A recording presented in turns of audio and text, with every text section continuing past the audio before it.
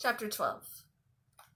Wendy was far too tall for comfort, even in her flat-soled black ankle boots. Her long, shapely legs were exquisitely displayed in a pair of burgundy leggings.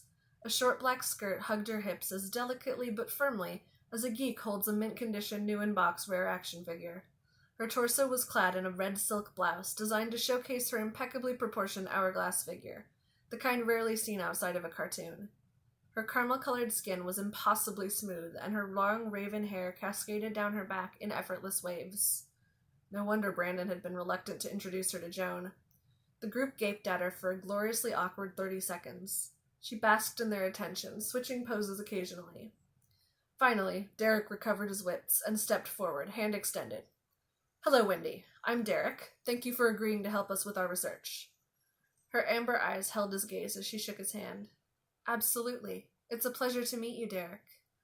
Derek shivered and pulled away. He stumbled a little as he retreated toward the table, never taking his eyes off the witch. Wendy glanced around the lab.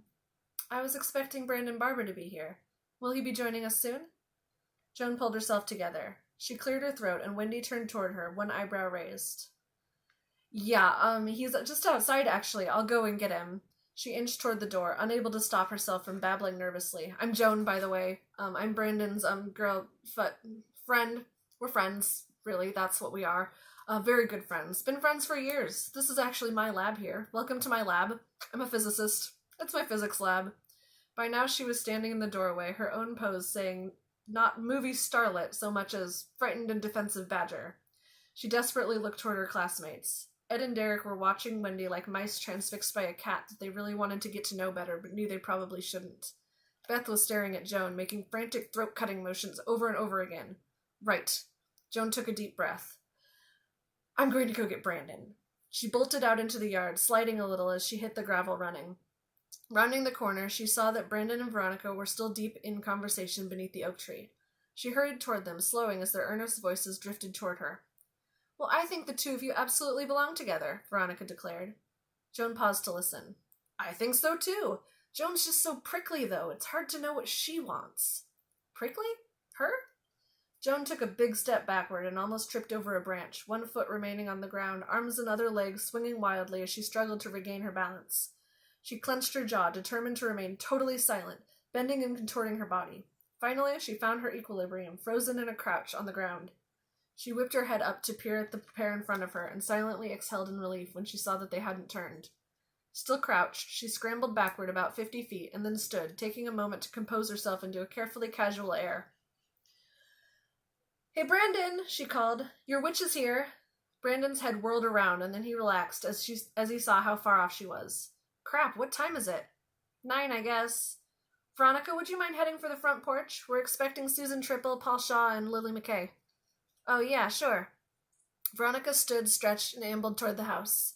Joan studied Brandon, unable to keep a small smile from her lips. He wanted to be with her. Take that, Wendy the Bewitching. "What?" "Nothing," she said. "You coming?" "Yeah." He lugged himself to his feet and rubbed the back of his neck. "Look, I'm sorry I was such an ass back there." "All good." She grabbed his hand and tugged him toward the lab. "So, Wendy is striking?" Is she?"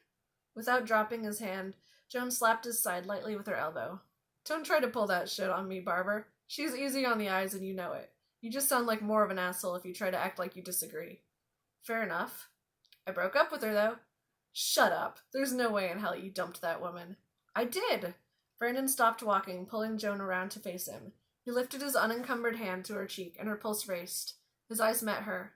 "Seriously. I hooked up with her right after you and I had that whole Are Vampires Real fight.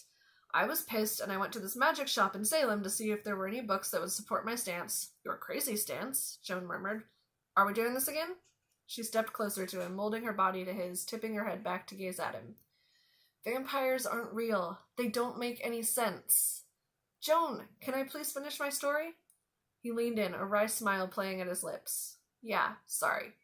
You went to a magic shop." She wrapped her free arm around his waist. "Wendy was working there. I wanted to get back at you, so I asked her out, we had a few dates, and then you called me up and you were all, 'This is stupid and it doesn't matter if vampires are real.' No, I remember that," Joan purred. What I said was that it didn't matter if you thought vampires were real. Uh-huh. Brandon stroked her cheek. And then I broke up with her. We've kept in touch, and she's been dropping some unsubtle hints about going out again, but as it turns out... He lowered his head, his lips an inch from hers.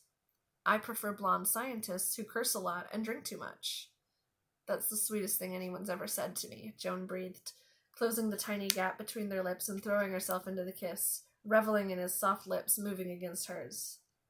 She pulled away reluctantly. Come on. We have to go learn about witchy energy from your biggest fuck-up. He chuckled, his chest reverberating against her body, and stepped back. They strolled into the lab, where they found Derek and Ed attentively peering over Wendy's shoulder as she drew something on a notebook. Beth was keeping her distance, standing close enough to hear what they were saying, but obviously trying to avoid any contamination by this blasphemer. As they entered, Wendy's head turned, and Joan saw her gaze dart straight to their joined hands. She smirked as she met Wendy's narrowed eyes. The witch was quick, though. Almost immediately, her eyes cleared, her head tossed, and her lips widened into a smile as she rose from her stool, smoothed down her skirt, and sashayed toward them. Brandon, you are as handsome as ever. It's so good to see you again. Wendy deftly inserted herself between Brandon and Joan, leaning in to kiss him on the cheek. Brandon tried to drop Joan's hand, but she doggedly hung on, dragging him toward the table to see what Wendy had been drawing. Wendy was forced to decide between moving aside or being awkwardly herded by Joan's arm. She chose to move to Brandon's left, linking her arm in hers and leading him to a stool beside her. Joan trailed along, still clutching his hand like a lifeline. Sit down, please. I've been showing these charming boys. Wendy smiled warmly at Derek and Ed, who preened. Just how a curse removal ritual might work. Really? Brandon pulled his arm out of Wendy's grasp, grabbing the notebook. You never told me you knew how to do that. Joan watched closely as the witch's smile faltered again, just for a split second. Well, I've grown in my craft since we last spent time together. Your craft? Beth spat. You mean your devil worship? Wendy spun to face her accuser. She cocked her head as she studied Beth, her eyes lingering on the cross pendant. I don't worship the devil. I tap into the natural energies all around us. You do spells. Yes. Wendy folded her arms and leaned her hip against the table. And I suppose you spend your Sundays sanctimoniously praying to your oppressive patriarchal god and demigod. Beth sputtered. God is not oppressive, you harpy. What the heck is a demigod? Jesus is supposed to be half man and half god, right? Sounds like a demigod to me. Like Hercules. Beth's eyes bugged and her voice broke as she shrieked, Hercules? Okay, come on, enough baiting. Ed, ever the peacemaker, butted in. You're both making some great points, but I don't think this is the right time for a theological debate.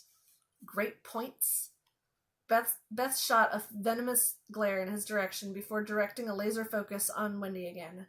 Okay, so you tap into natural energy. You ever tapped into the natural energy of a curse? Wendy pursed her full lips. Curses are very complex. Many witches believe that they are never to be touched, and others believe they can be used with caution under certain extreme circumstances. Beth advanced, her silver cross clutched tightly in her hand like a weapon. Answer the question. Have you ever placed a curse on anyone? Sort of. Derek and Ed drew back from her. Brandon dropped Joan's hand and stepped toward his ex. You what? She sighed. I told you, it's a complicated issue. Sometimes a curse is justified. I'm not saying yours were justified. I don't know all the details, but I know some that were. Derek raised a hand, fixing her in an intense stare. When you say sort of, what exactly does that mean? I haven't personally put a curse on anyone, but I strengthened one that someone else did, a long time ago. My mother. Beth gasped, taking a step backward. You put a curse on your own mother? No. My mother placed a curse, and I strengthened it. An ear-splitting scream shot into the room. The group whirled toward the doorway, all together like a startled, synchronized swimming team, to find a ghostly pale Veronica pointing a shaking finger at Wendy. You! Who are you? And what were you doing in my vision this morning?